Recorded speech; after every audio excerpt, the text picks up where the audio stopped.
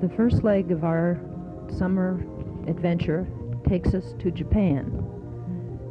Japan is formed by an arc of islands laying east of the Asian continent and consists of 4 main islands.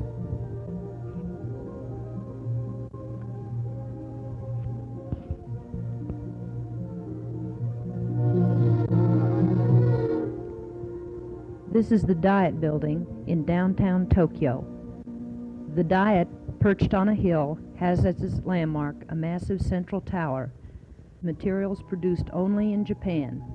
The right half holds the House of Councilors, and the left the House of Representatives.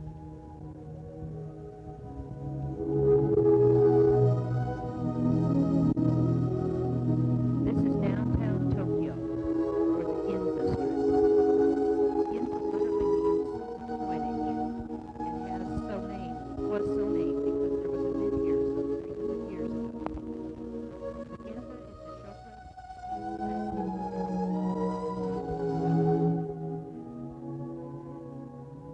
This is the Japanese Imperial Gardens in downtown Tokyo.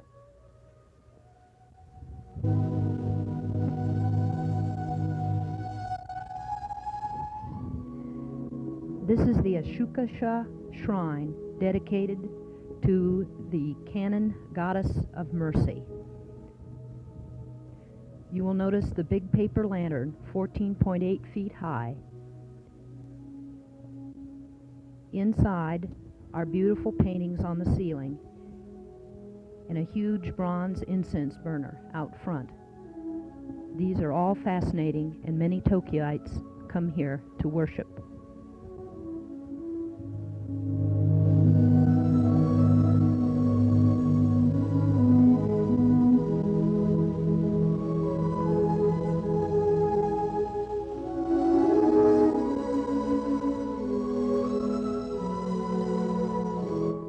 Here is a view of the big paper lantern.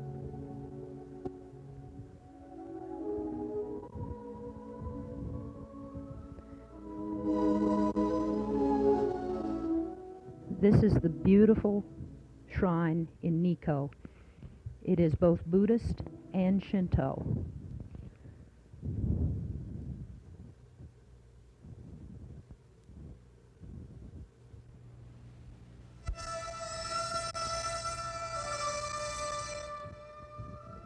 You will notice the little paper prayers hanging from all the entryways. These are to keep the evil spirits out of the places of worship.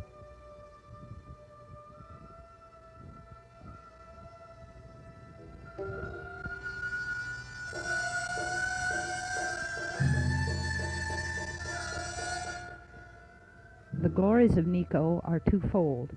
It has magnificent mountain scenery with rivers, waterfalls, lakes, and ancient trees, and has one of the finest handiworks of man in the mausoleum of the first shogun, Japan's greatest feudal ruler.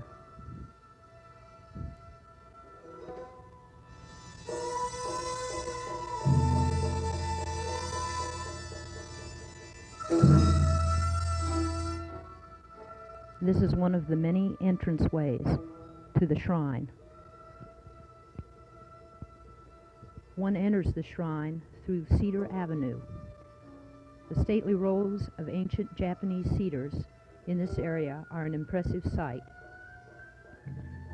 When the shrine was built, leading feudal lords from all over the country were asked to give something to the memory of the god.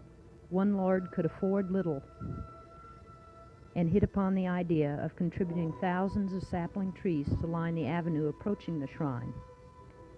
The planting of these trees took more than 20 years, ending in 1651. There are 16,000 of these cedars remaining today.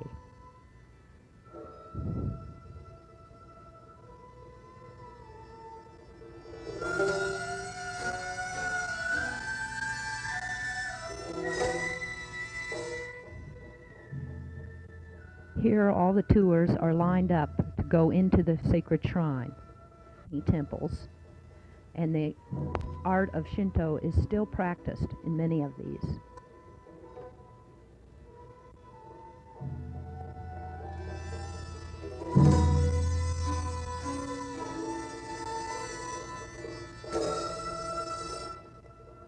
One of the shrines has 3 Shinto deities who are believed to have brought prosperity to the country.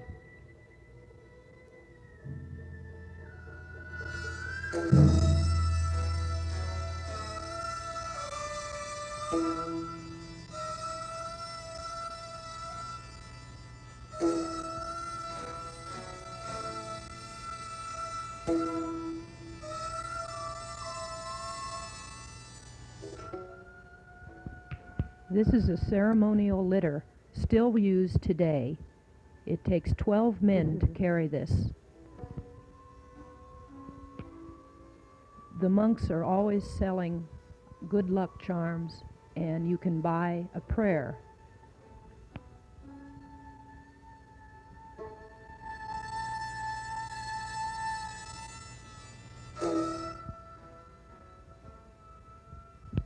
These are the beautiful mountains surrounding Nikko.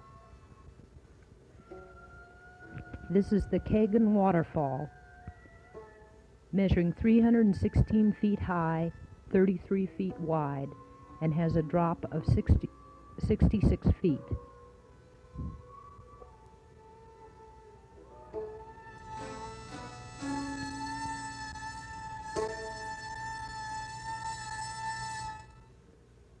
This is one of our many tour guides through the area. And here is the waterfall up close in the national park.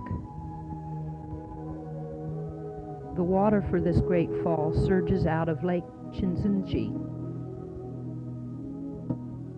Dragon's Head Cascade, a pretty series of cascades, is also famous, along with the Kegon waterfall.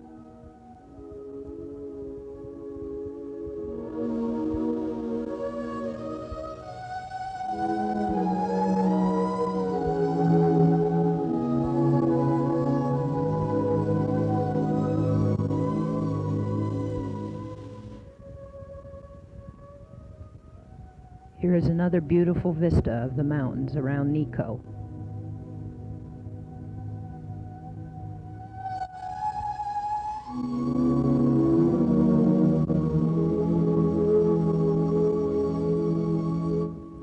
This is the Tokugawa National Park.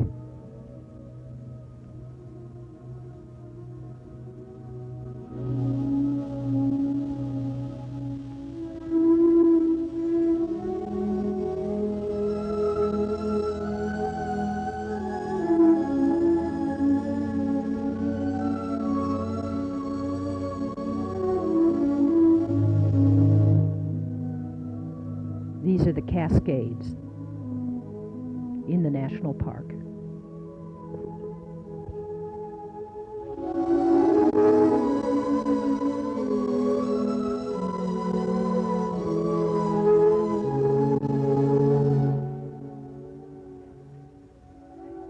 At a wayside stand in the national park, we found these beautiful bonsai trees, over 150 years old.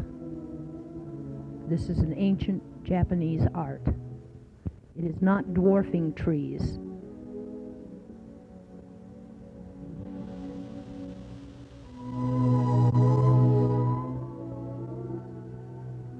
This was summer vacation for the Japanese children, and many of them would hike through the national park.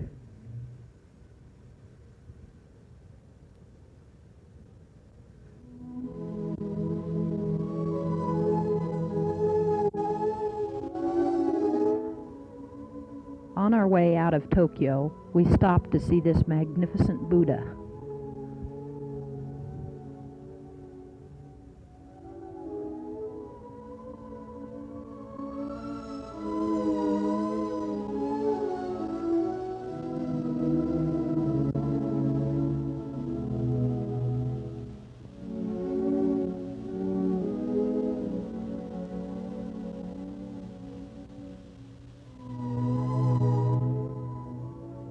As at most shrines, the people still are worshiping.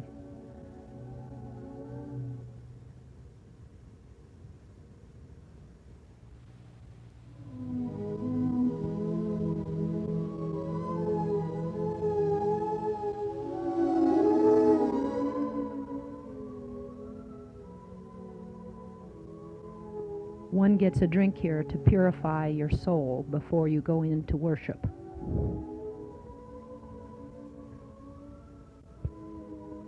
This is the northern beach area on the way to Hakone. Hakone is an ideal tourist resort of international fame. It provides many vistas of natural beauty to delight your eyes. With the crystal calm beauty of the Fuji Five Lakes, the inspiring peak of Mount Fuji, and the warmth of the hot spring resort, one can relax completely. Hakone and its lake lie within the crater of an extinct volcano, measuring about 25 miles in circumference. Here is a view of the lake at Hakone.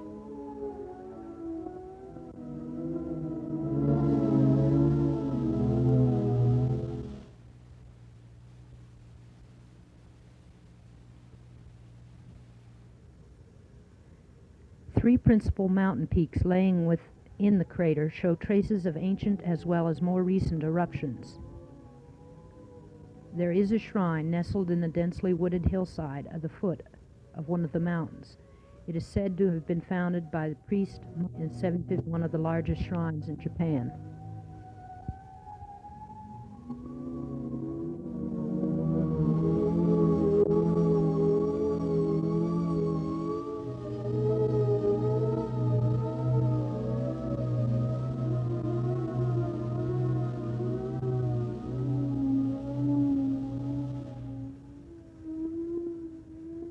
This was a hotel built on the side of the lake, and this is the resort area.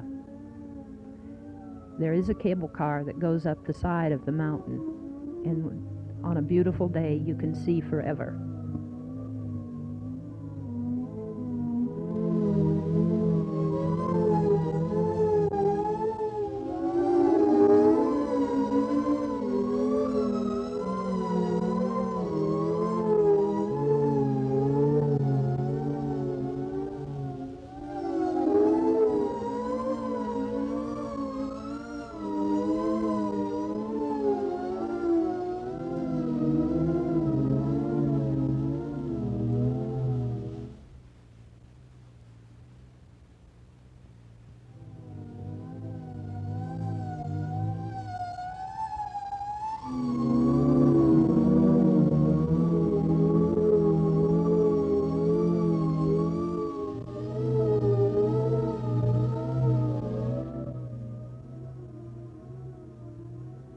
Here we are at the top of the cable car.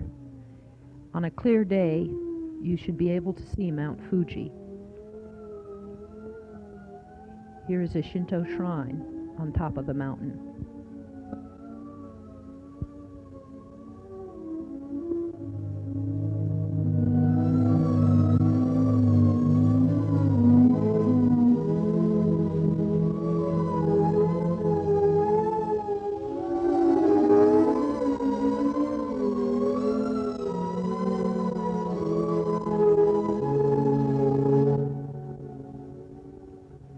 That was the bullet train,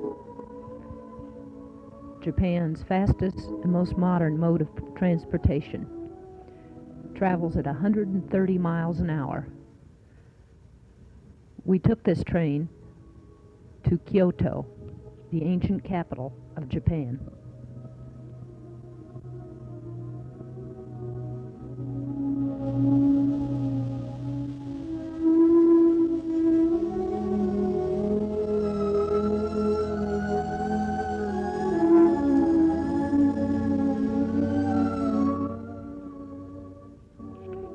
All along the route, we noticed ponds. These ponds are where they raise a big source of protein for the Japanese people. Also, much rice is grown in this area.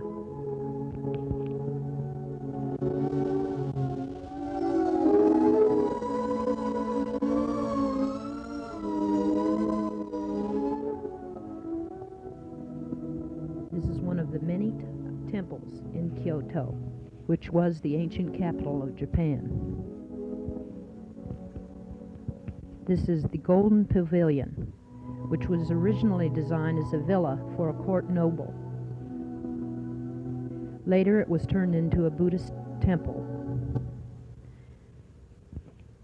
The gorgeously gilded gold pavilion is set in a charming landscape garden of pines and maples and looks out upon a serene pond. The pavilion was rebuilt in 1955 after the tragic fire that was set by a distraught student.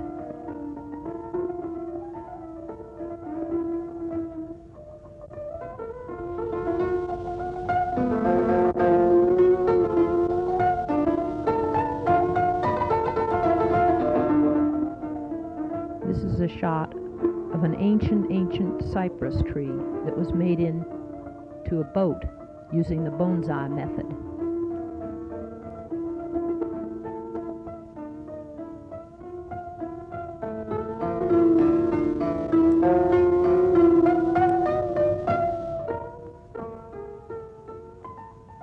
This pond and garden are an excellent example of the serenity of the Japanese gardeners. Everything has its place in Japanese gardens.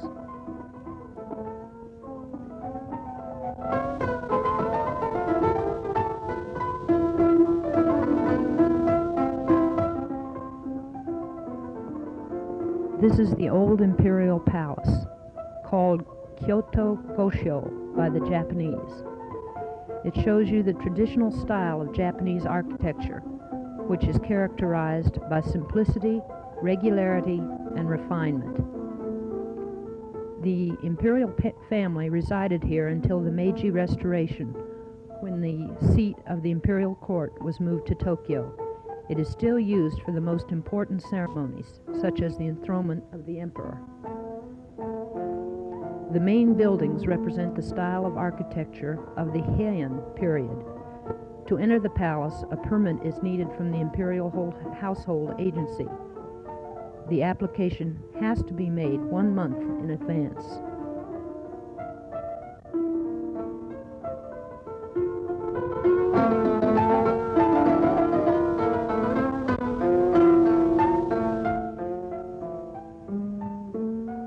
These buildings that we are looking at now are where the courtiers wait for their audience. And here is the beautiful, serene garden within the palace grounds.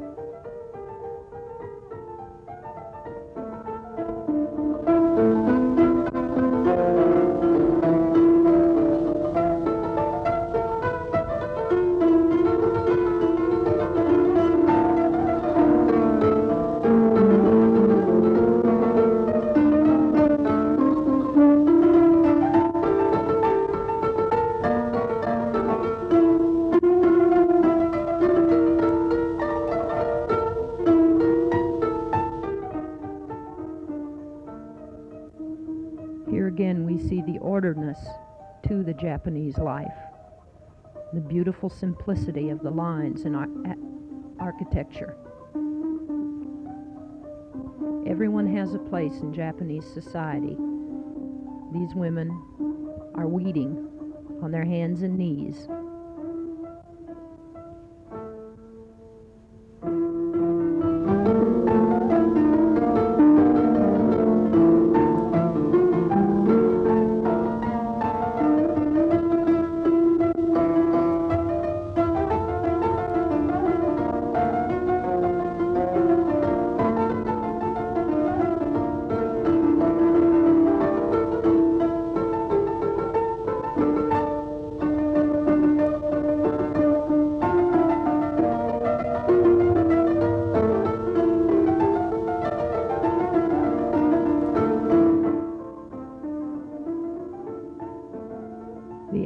Architecture is simple,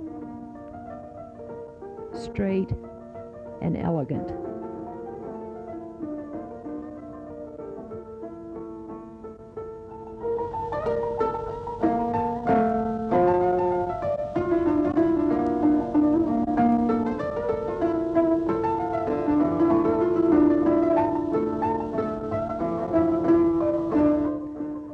This was the Shogun's castle in downtown Kyoto. The floors in the castle, all squeaked, so it would let the shogun know if there were any enemies present. Here is a view of downtown Kyoto. This city was spared bombing during World War II because of all its art treasures and beautiful castles and pavilions.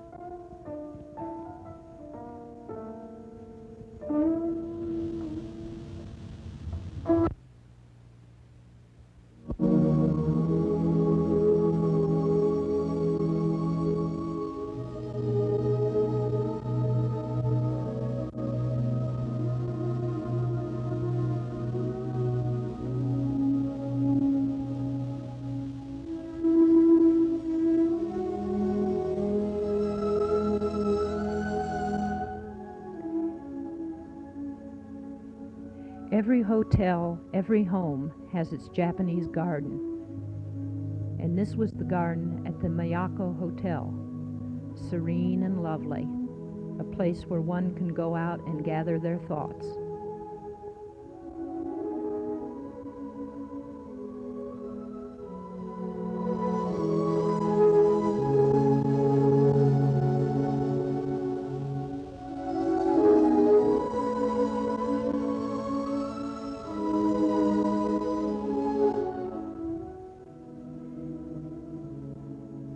In most of the hotels in Kyoto, they have a section where a tourist can live as a Japanese would. This is that section of the Miyako Hotel, where one would sleep on tatamis. Again, a gorgeous view of the garden, the Miyako Hotel in Kyoto.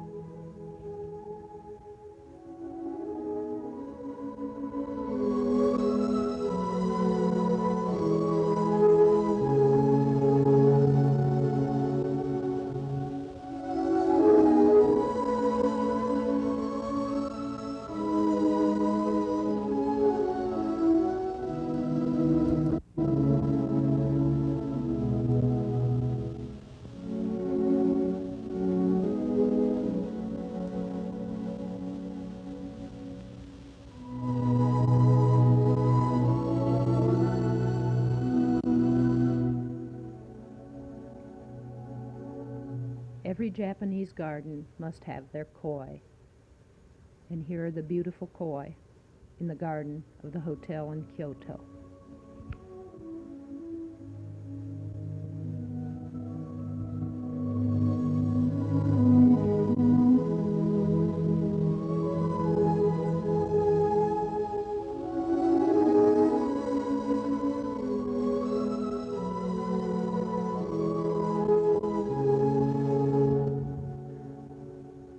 From Kyoto, we went to Nara. Japan's first capital was not Kyoto, but Nara, where from 710 to 784 this country's civilization flourished.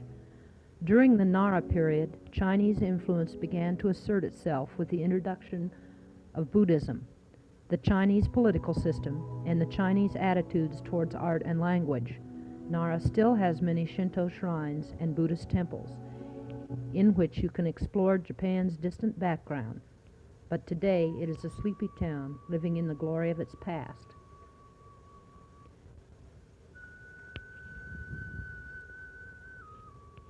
This is the Todaiji Temple, one of the 7 great temples of Nara. The present structure dates only from 1709, the original having been destroyed by fire. The old temple was said to have been even bigger than the present one. And this is the deer park. The name is derived from the many deer roaming around. It is the largest of its kind in Japan. The park is finely wooded with various trees, including huge Japanese cedars, oaks, and wisterias. You can feed the tame deer with biscuits sold by the people nearby. The deer are believed to be divine messengers.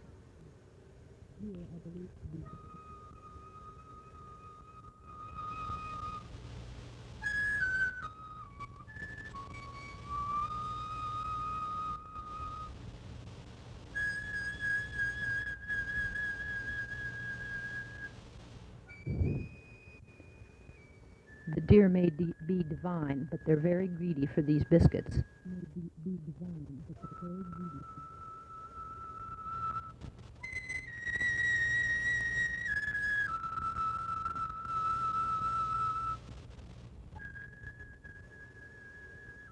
Here's another one of the beautiful shrines in Nara.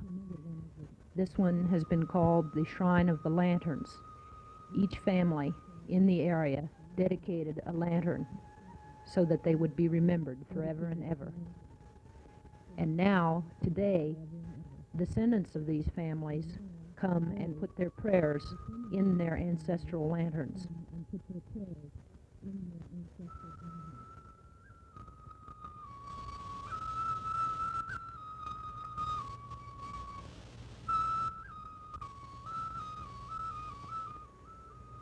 From Japan, we took a Quanta 707 to Australia.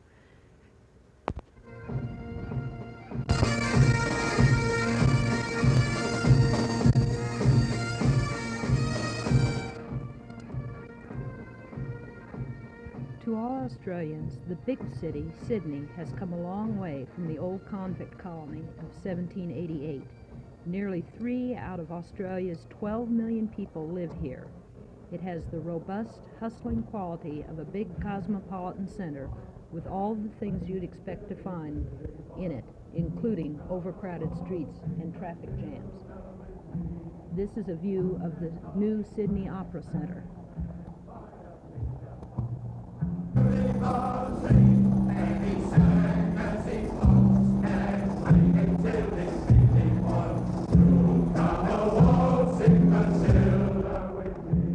There is a joke about this bridge, and they say, of course they had to build it once they discovered the nice little pub on the other side. We are on our way to the Taronga Zoo in Sydney.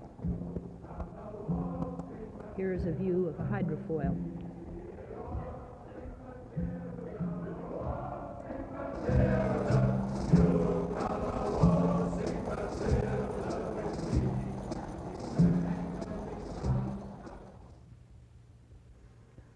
Australia is noted for its many funny animals. They are only indigenous to the continent of Australia. Here are the wallabies and kangaroos.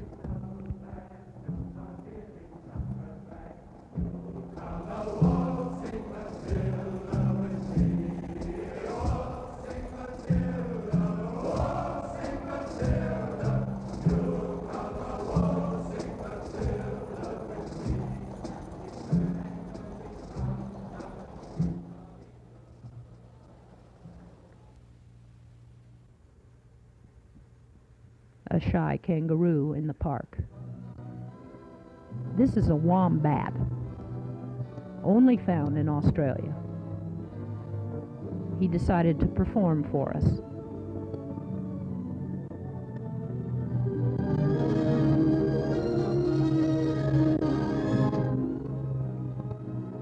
This is a koala bear, and I do believe that this particular koala bear was the one that posed for the Qantas ads. They eat eucalyptus, only a certain kind of eucalyptus, however, and they only eat the new leaves.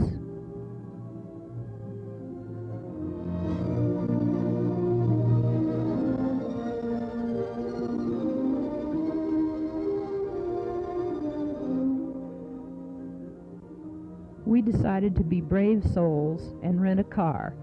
Of course, in Australia, you drive on the left-hand side of the road. Here we are on our way to Canberra, the national capital of Australia.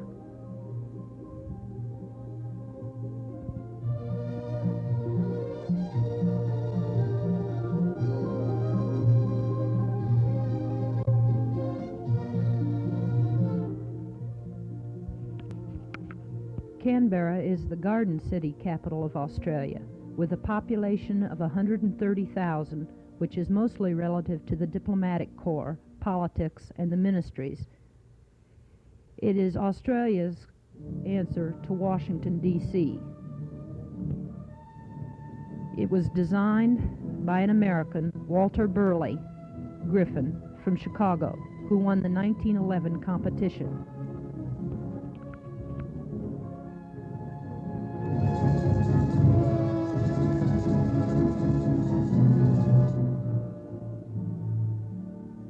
This is the downtown shopping section of Canberra, and they have Woolworths, but in Australia they call it Woolies.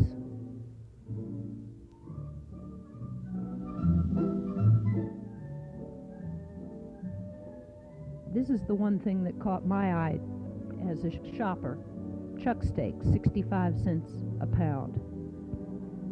And it was becoming spring in Australia, and here are the beautiful flowering trees.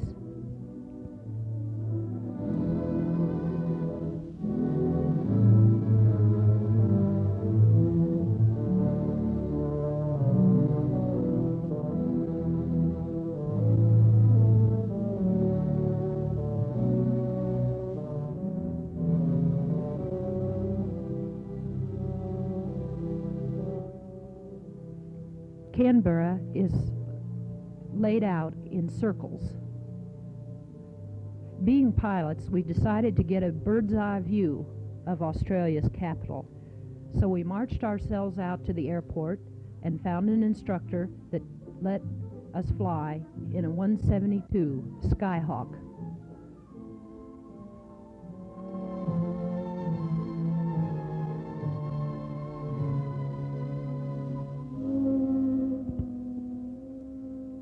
Flying in Australia is quite different than flying in the United States. You are only allowed to have a certain practice area, and you must be on a flight plan at all times. This is a view of how the city is laid out in circles.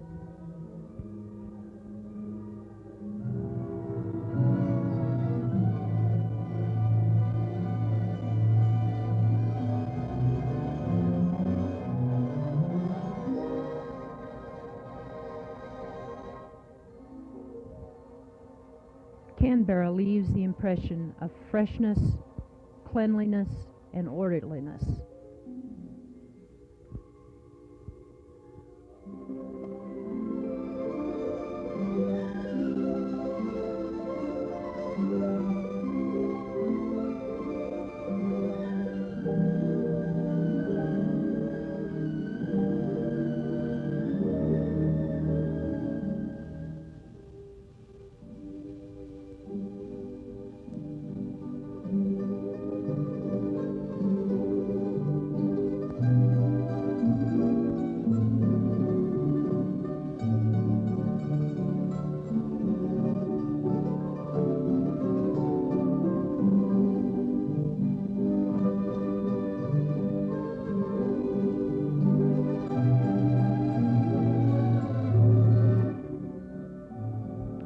We decided to adventure further up into the mountains from Canberra, and here is the national product of Australia, the sheep.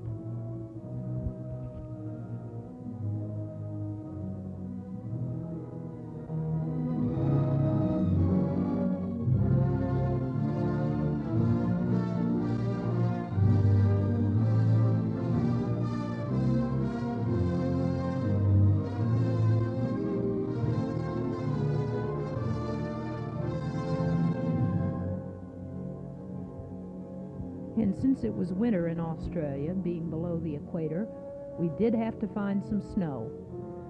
This was the last good weekend for skiing, and most of the Australians were up in the mountains taking full advantage of the beautiful snow.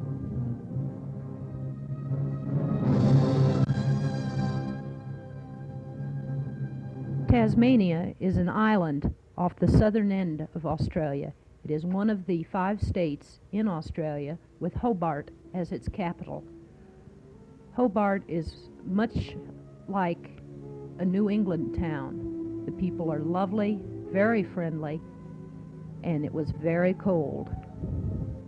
Here we are on the top of Mount Wellington. The wind was about 60 knots. Very, very cold.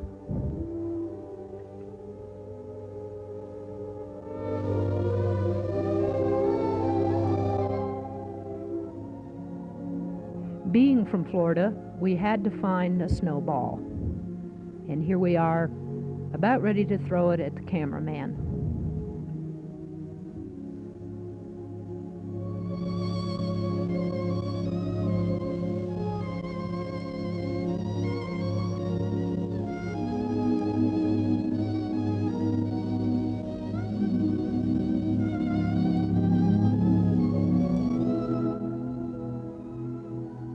Here is a view of the snow on the mountains all around us. After the island of Tasmania, there's nothing except Antarctica.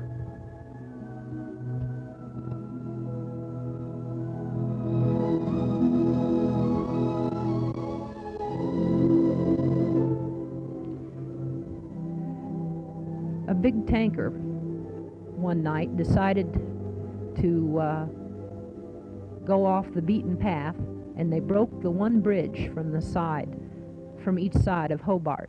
Now you have to go all the way around the countryside to get back to the airport. Here is a view of the harbor in Hobart. Very neat, very clean, very orderly.